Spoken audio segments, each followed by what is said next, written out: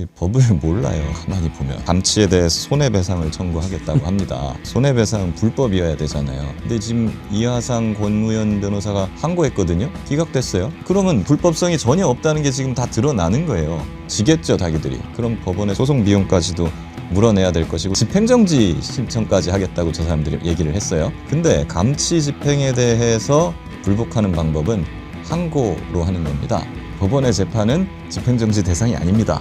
당연하죠. 행정소송이나 집행정지는 행정청의 처분에 대해서 하는 거니까. 지금 그거 자체를 지금 이 사람들 혼동을 하고 있거든요. 이 사람들 변호사는 맞나?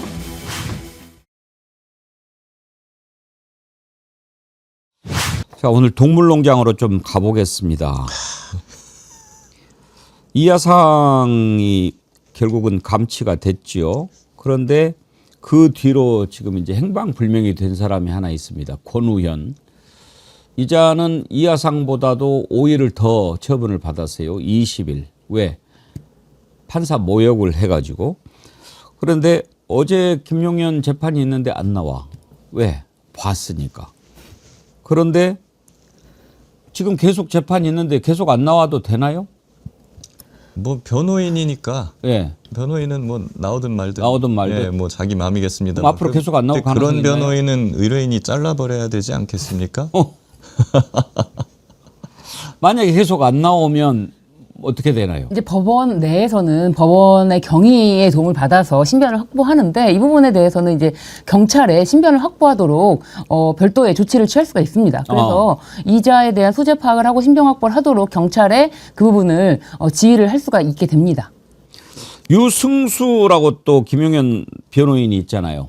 여기도 감치 처분돼 있습니까? 아, 거기는 아닌 걸로 네. 합니다. 예. 근데 이제 여기가 한편이 돼가지고 이제 막 그 감치하는 것을 비판하고 그러더라고요. 이자도 빨리 그쪽으로 들어가고 싶은 모양이죠. 한번 들어보시죠. 이진관이 법정 경위 10여 명을 대동해서 감치 명령을 집행하겠다라고 하면서 본인이 스스로 내린 그 감치 명령문을 무슨 마패처럼 들이대면서 감치를 집행했다. 이진관의 이런 불법 행위에 대해서 손해배상 청구를 제기한 상태입니다. 손해배상 청구에 제기한 것에 대해서 이진관이라는 이 판사, 유사 판사라고 저는 하겠습니다. 신주진 변호사님. 네. 저자들이 이제 법을 아는 자들이 있잖아요. 네. 그런데도 저렇게 이야기를 합니다. 그렇습니다. 저자들이 지금 자신들의 그 입장이 뭐 저런 유튜브라든지 그런 채널을 통해서 뭐 일정 부분 자신들이 이제 지지를 받고 응원을 받고 있는데 수그리고 지는 모습을 보여주면은 자신들이 이제 그런 모든 여태까지 쌓아왔던 뭐 이하상 응원하는 그런 입장들이 한 번에 와르르 무너질 수가 있으니까 계속해서 저런 짓거리를 하고 있는 것입니다. 그런데 이제 저자들이 뭐 실제로 이하상이라든지 권우영 변호사도 곧 감치가 실제로 집행돼서 나오면은 저는 거기서 끝나면 안 된다고 보여집니다. 이게 다른 재판에도 영향을 미칠 수가 있고 대한변협에서도 이 부분에 대해서 강력하게 징계를 빠른 시일 내에 좀 해야 된다고 봅니다. 이게 이하상 변호사가 재판 소란으로 감치가 결정이 된 게 작년 11월 19일인가 그렇습니다. 그런데 지금까지도 대한변협에서 아무런 징계도 하지 않고 있다는 것은 저는 좀 문제가 심각하다라고 봅니다. 대부분의 변호사들이 심지어 보수 변호사들도 제가 방송에서 보니까 저자들을 규탄하더라고요. 같은 변호사로서 있을 수 없는 일이라고. 그러니까 시국에 대한 입장은 좀 다른 분들이잖아요. 그 사람들은. 근데 저 사람들은 옹호를 안 해주더라고요. 그렇죠. 그 정도거든요. 그 시정 잡배보다 못한 짓을 하고 있는 거죠, 지금. 근데 우리가 이제 상식에 어긋나는 일을 할 때는 아까 그 짐승 그 위안부들을 하는 그것도 봤지만 상식에 어긋나는 일을 할 때는 도대체 뭘 노리고 할까 이런 것이 궁금하지 않습니까? 저자들은 뭐 정치를 하려고 하는 건가요? 적어도 법적인 어떤 목적, 뭐 무죄를 받겠다든가 뭐 이런 걸 노리고 하는 게 아닌 건 확실하고. 분명하고요. 그러니까 그래가지고 도움이 되겠습니다. 결과적으로는 자기들의 어떤 정치적인 목적 아니면은 금전적인 목적 이걸 동기로 하는 거라고밖에는 볼 수 없을 것 같다는 생각이 들어요. 그리고 변호사들이 당연히 보수 변호사들 저 사람들을 그 변호사로 취급을 안 할 수밖에 없는 것이 이 법을 몰라요. 가만히 보면. 진짜 모르는 것 같아요. 왜 그러냐면 저 사람들이 지금 감치에 대해서 손해배상을 청구하겠다고 합니다. 손해배상은 불법이어야 되잖아요. 근데 지금 이하상 권우현 변호사가 항고했거든요. 기각됐어요. 예. 지금 또 뭐 아마 특별항고나 재항고까지 한 모양인데 기각될 겁니다. 그러면 불법성이 전혀 없다는 게 지금 다 드러나는 거예요. 그런데 손해배상 청구하면 당연히 지겠죠, 자기들이. 그럼 법원의 소송 비용까지도 물어내야 될 것이고, 저는 법원이 저 사람들한테 민사소송 끝나면 소송 비용까지 청구하라고 할 것을 지금 촉구하고, 그리고 한 가지 더, 집행정지 신청까지 하겠다고 저 사람들이 얘기를 했어요. 근데 감치 집행에 대해서 불복하는 방법은 항고로 하는 겁니다. 우리 저 1심이나 2심 판결이 났을 때 집행정지하는 거 보신 적 있으세요? 거기 판결에 대해서? 없죠. 예. 법원의 재판은 집행정지 대상이 아닙니다. 당연하죠. 행정소송이나 집행정지는 행정청의 처분에 대해서 하는 거니까. 지금 그거 자체를 지금 이 사람들 혼동을 하고 있거든요. 아주 행정법 교과서의 기본에 나오는 건데, 이 사람들 변호사는 맞나? 저는 그런 생각도 들어요, 지금. 이하상은 지금 독방에 갇혀 있다 그러죠? 네, 독방에 갇혔다고 합니다. 근데 뭐 독방에 갇히니까 막말을 하고 막 그랬다 그러는데, 그럼 뭐 합방을 시켜달라는 얘기예요? 본거방으로 보내달라는 얘기인가? 보내주죠, 뭐. 헌거방이 더 좋을 것 같습니다. 그러게. 네. 예. 거기서 경험이 좀 있으시잖아요. 예. 보통 다 독방을 보내달라고 그러는데 독방으로 하면 이건 특혜거든요. 근데 특혜를 받아놓고도 요구를 했다는 건 이제 근본이 나쁜 자들인데, 그러니까 저 김병현, 김현태, 이하상, 권오현, 유승수 이 자들의 흐름이 있습니다. 그러니까 극단주의 세력들이 이 자들을 지금 영웅놀이를 시키잖아요. 전환길, 정강훈 류예요. 후원금 많이 들어옵니다. 다 계좌번호 올려놨고요. 그 가두리 안에서 살고 있는 겁니다. 그리고 정치도 할 겁니다. 그러니까 이제 국민의힘에 분명히 고성국이랑 옛날에 그랬잖아요. 공천 요구했잖아요. 앞으로 할 겁니다. 이제 이런 사람들을, 김현태를, 무슨 이하상을 지방선거에 또 총선 때 뭐 비례대표로 요거까지 후원금, 그러니까 극우 코인, 그 다음에 극우 정치, 이런 계획을 이 자들이 하고 있는 거죠, 지금. 세력화해가지고. 그러니까 더더욱 우리 국민들이 더 분노해야 되고 경계해야 되고, 정말 2차 종합특검에서 이 자들이 제일 못 다룬다면 이제 내란 특검에서 이첩받은 검경이 철저히 수사하고 기소해야 될 일이죠. 최근에 헌법재판소에서요. 예. 그 비례대표에서 정당 득표율 3% 미만 정당은 비례 의석을 주지 않는 선거법에 대해서 위헌 결정을 했어요. 일반적으로라면은 이제 소수 정당이나 소수자들을 배려하는 거니까 이게 옳은 방향이라고 보여지긴 하는데, 그 반대 의견을 냈던 재판관들이 이런 말을 했거든요. 오늘날 극단주의 세력이 간단하지만 뭐 강력한 그런 논리로 빠르게 자기 세력을 규합하는 걸 볼 수 있다. 이런 세력들이 국회에 진출하면은 그 활동이 크게 고무될 거라면서 우려대하는 그런 의견을 냈는데, 지금 이런 이하상이나 권오현이나 이런 사람들이 그 조항이나 이런 걸 이용해가지고 국회로 진출하려고 한다면 요즘 어떤 일이 벌어지겠습니까? 상당히 좀 우려되기도 하는 지점입니다. 예. 예.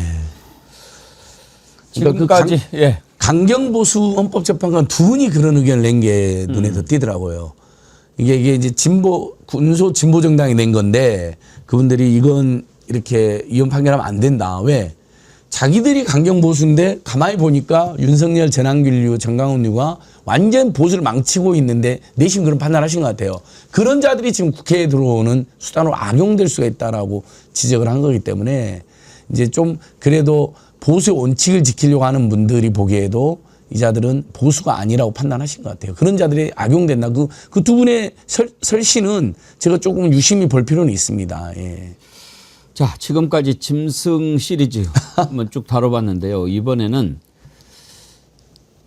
짐승인 것도 같고 인간인데 인간이 아닌 것 같고 그런 사람 다뤄보겠습니다. 제가 진작에 윤석열은 참 모자란 자, 윤석열을 이용해서 뭔가를 해먹으려고 했던 가증스러운 사람들, 그러면서 쭉 꼽았을 때 기억하십니까? 누구를 최고로 꼽았는지? 저는 한덕수보다 더 가증스러운 사람을 조태용으로 꼽습니다. 한번 생각해 보십시오. 이제 한덕수는 나중에 꿈뻑꿈뻑 했잖아요. 총리를 2번이나 했던 자입니다. 정권을 바꿔가면서 온갖 좋은 자리는 다 갔던 자입니다. 그러니 몸에 배어 있는 거죠. 그런 식으로 공직을 해왔던 자들은 사실은 국민 세금 도둑놈들입니다. 그런데 조태용은 외교관 출신이죠. 국정원장을 갔어요. 맨 처음에 우리가 내란의 자세한 사실을 몰랐을 때는 헷갈렸어요. 왜냐하면 홍장원 차장한테 윤석열이 전화해가지고 뭐 이것저것 뭐 내가 다 해줄 테니까 뭐 여인영한테 받아가지고 다 뭐 체포하고 막 이렇게 했을 때 그런 이야기 했잖아요. 조태용이 미국에 가고 없는 줄 알았다. 그래서 홍장원이한테 전화를 했다. 이렇게 얘기를 했는데 그 비상국무회의 할 때 조태용이가 있었죠? 예. 조태용이가 있었습니다. 있었어요. 네. 그리고 문건도 받고 그랬어요. 네. 그랬는데 본인이 모르는 척 이렇게 있다가 홍장원 차장이 와가지고 다 잡아드리라고 하는데요. 그 와중에 다 알면서 내일 얘기합시다. 그랬던 거 아니에요. 아니 이럴 수가 있습니까? 그러면서 이제 나중에 홍장원 차장을 엮기 위해서 막 그 CCTV 영상을 제공하고 이런 범죄 행위를 했던 자거든요. 그리고 김건희하고도 이렇게 저렇게 연락도 통화도 하고 국정원장이라고 하는 자가 그래 놓고는 뭐 양심을 걸고 또 그런 이야기까지도 했던 자가 바로 조태용이 올시다. 저는 그래서 가증의 끝판왕이라고 칭합니다. 나 이런 자를 본 적이 없어요. 이렇게 음험하고 비겁하고 악랄한 자를 본 적이 없습니다. 어제 재판 시작이 됐는데 그 변호인 측이 상상을 기반으로 기소를 했다. 이렇게 주장을 하더라고요. 그런 걸 다 밝혀내야 진짜 재판이죠. 그 발언을 들어보시죠.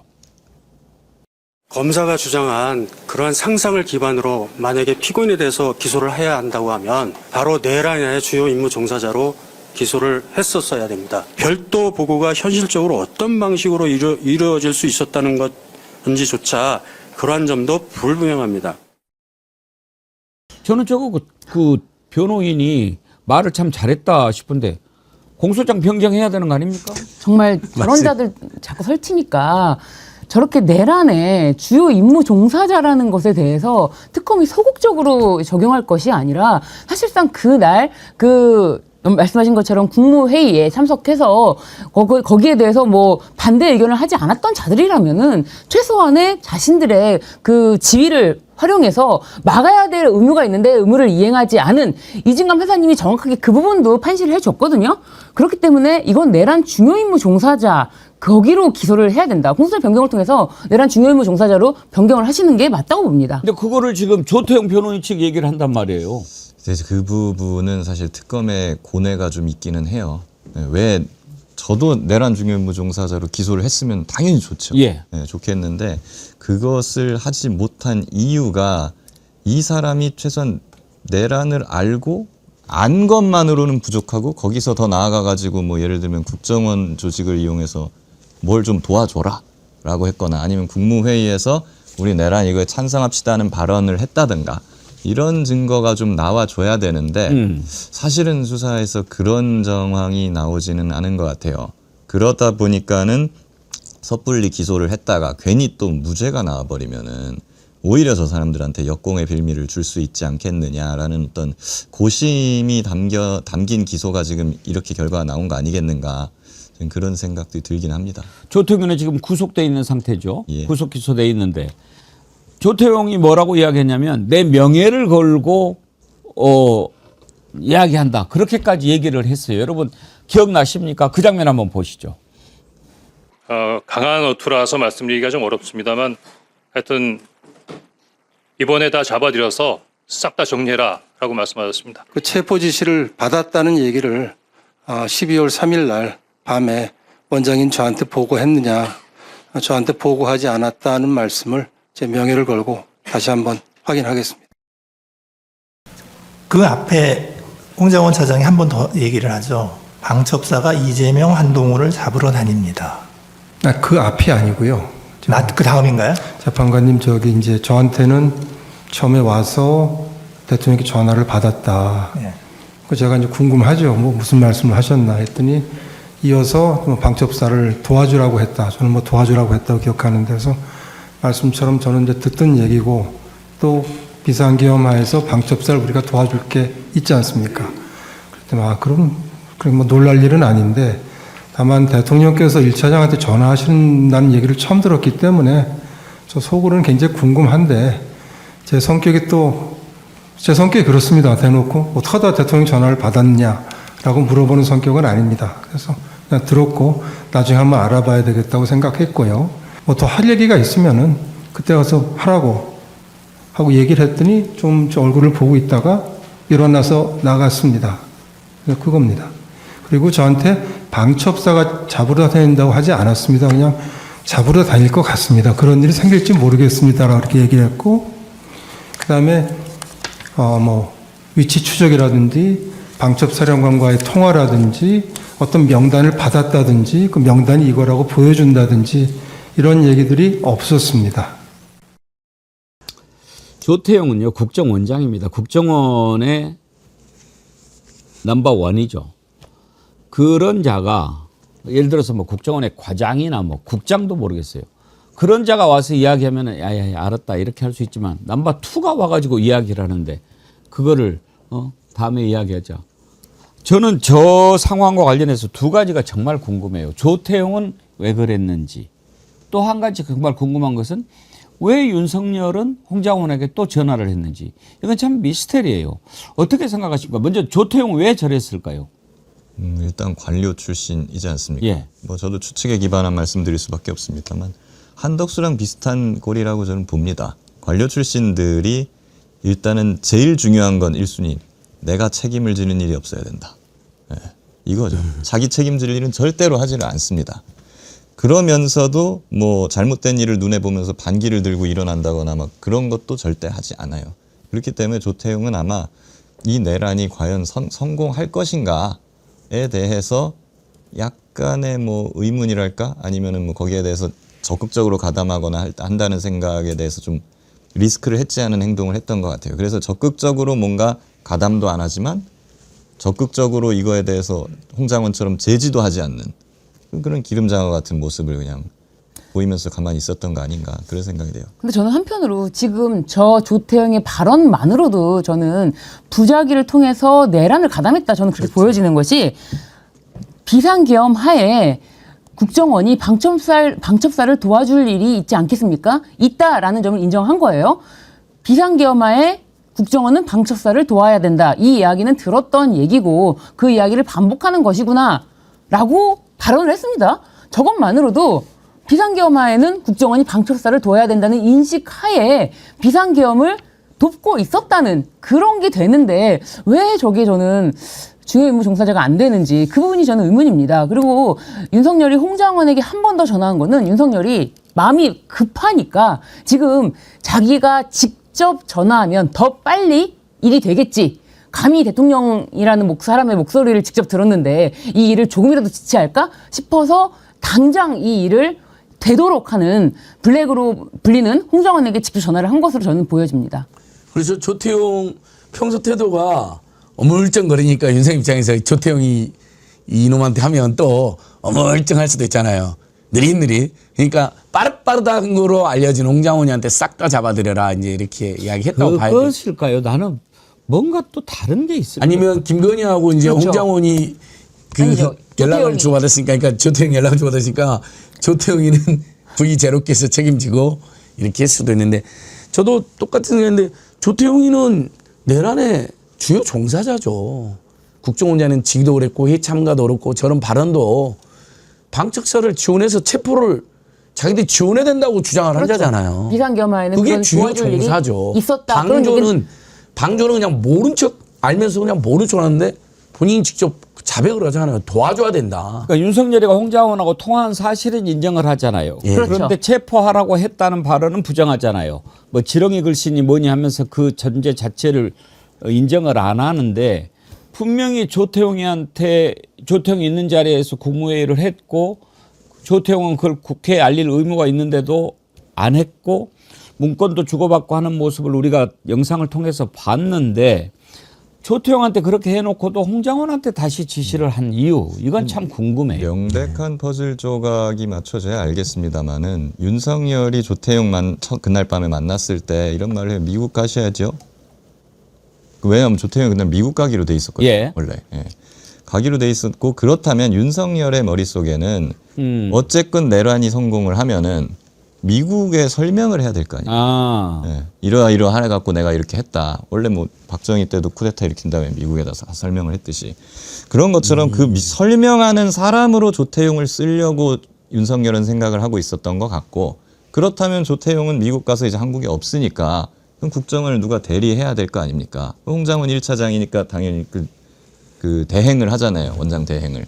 그러니까 실제로 누구를 잡아들이고 하는 그런 국내 업무는 윤석열이 홍장원한테 직접 다이렉트로 전화해서 시켰다라고 보는 게 이제 주류적인 견해인 것 같아요. 그렇다고 하면은 이제 뭐 윤석열 입장에서는 조태용한테 당장 뭐 구체적인 뭘 시킬 건 없는 거죠. 그럴 수 있겠네요. 네. 그러니까 조태용한테는 그 일을 맡기고 홍장원에게 이제 이 일을 맡기기 위해서 그런 식으로 양쪽으로 했는데 아마 그렇다면 왜 조태용을 통해서 홍장원한테 지시를 하면 될 건데 그렇게 하지 않았을까 하는 것도 궁금해요. 마음이 급했던 것 같습니다. 그 곽종근한테도 전화해서 막 직접 네. 막 빨리 문을 부수고 들어가라 막 이렇게 했잖아요. 아니면 홍장원이 조태용 말을 잘 안 듣는다는 것을 보고를 통해서 알고 있었던지. 뭐 그럴 수도 있고. 예. 어쨌든 조태용을 거쳐서 가면 그만큼 시간이 더 걸리니까. 예. 여기서 예고 하나 해드리겠습니다. 목요일은 영웅본색 있는 날 여러분 아시죠? 오늘 밤 8시입니다. 최재형 목사님하고 이병철 변호사 함께 조태용 문제 그리고 그날 내란의 밤에 윤석열의 행동 이런 것들을 좀 더 깊이 들여다보면서 한번 내란에 더욱 깊이 다가가 보도록 하겠습니다. 오늘 밤 8시 영웅본색 여러분 꼭 함께 해주시길 바라고요. 7시 반에 창을 열어놓겠습니다. 지난번에 7시 반에 열었더니 그거 한번 띄워주세요. 예. 7시 반에 창을 열어놨더니 여러분들 들어와서 많이 의견 나눠주시고 그래서 활발하게 준비를 할 수 있었습니다. 이병철 변호사와 최재형 목사님이 함께하는 영웅본색 오늘 밤 8시에 여러분 많은 시청 바라겠습니다. 자, 끝으로 하나만 더 짚어보겠습니다. 장동혁이 어제 국회 대표연설에서 선거 연령을 16살로 낮추자 그렇게 얘기를 했어요. 참 이걸 보면서 웃기기도 하고 격세지감 느꼈습니다. 불과 몇 년 전만 해도 선거 연령 낮추자고 그럴 때 그냥 막 반발하고 막아댔던 게 저 당이거든요. 근데 요즘에 이제 청년들이 70대하고 비슷한 지지층 보이고 막 이런다 보니까 청년들이 자기 편이라고 생각했는지 아니 안익걸 소장님 네. 16살로 낮추면 자기들이 좋다고 생각하는 걸까요? 진짜 그러고 생각하는 거죠.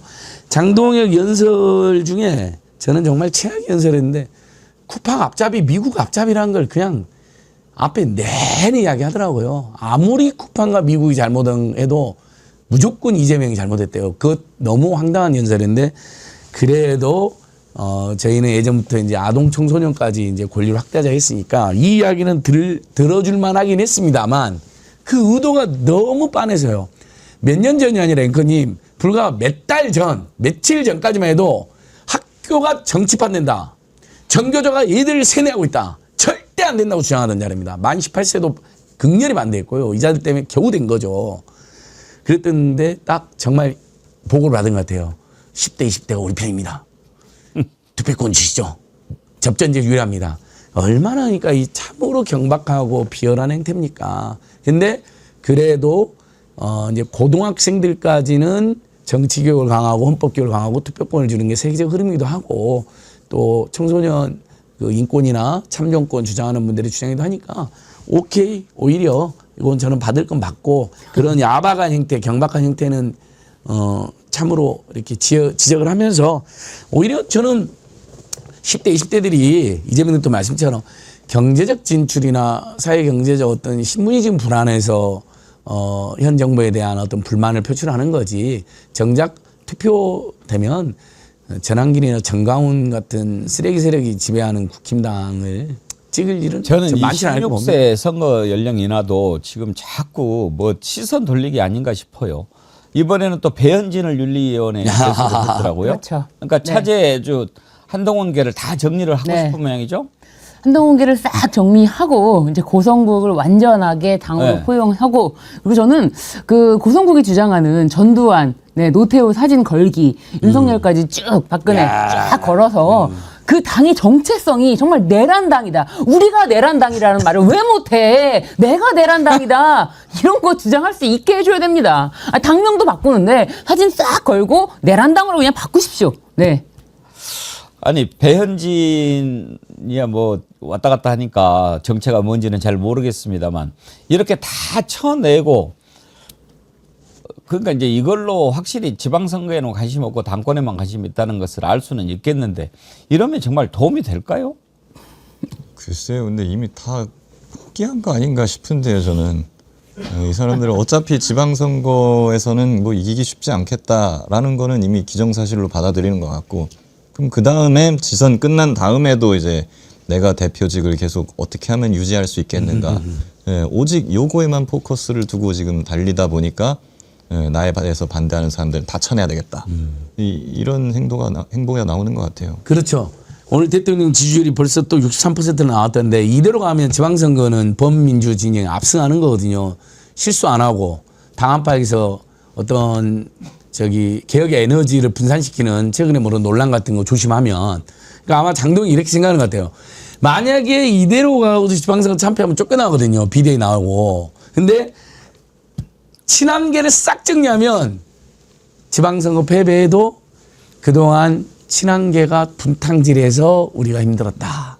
그다음에 개혁신당이 표를 분산시켜서 우리가 힘들었다. 이러면서 당권을 장악해서 윤어게인 당으로 계속 나갈 수 있다는 고도의 판단을 한 것 같아요. 그러지 않고는 이렇게까지 세상에 지방선거 5달 이제 남았는데 이렇게 계속 머리에서 둘 리가 없죠.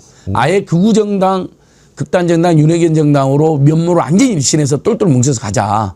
이렇게 작정을 짠 것 같아요. 오히려 선거조도 안 쫓겨나게. 우리 한동훈이 막 창당하고 출마하고 이러면은 장동영 대표 쪽에서는 좋아할 것 같아요. 좋아하죠. 네.